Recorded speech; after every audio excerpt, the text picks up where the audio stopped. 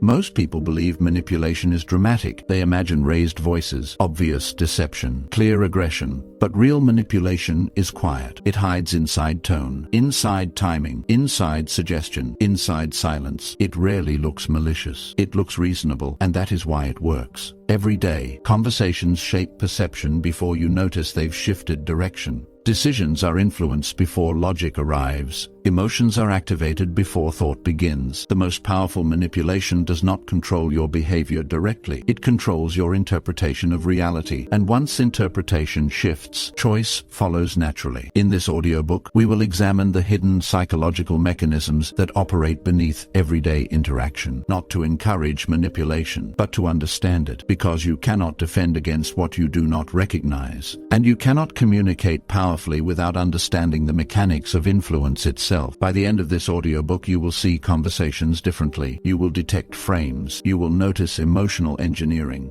You will recognize subtle dominance strategies. And most importantly, you will think more independently. Let us begin. Chapter 1. The Invisible Architecture of Influence. Most people believe manipulation is about controlling behavior. It isn't. It's about controlling interpretation. Behavior is downstream. Interpretation is upstream. If you control how someone interprets a situation, you rarely need to control what they do next. Their actions will follow naturally. This is the invisible architecture of influence. It is not loud. It is not forceful. It is rarely obvious. It is structural, and structure determines outcome. Influence begins before the conversation starts. One of the most underestimated aspects of manipulation is that it often begins before a single word is spoken. Consider a workplace meeting. The seating arrangement. Who sits at the head of the table? Who speaks first? Who presents slides? Who frames the agenda? These are not neutral details. They shape perceived authority before arguments are evaluated. If a senior executive opens a discussion with,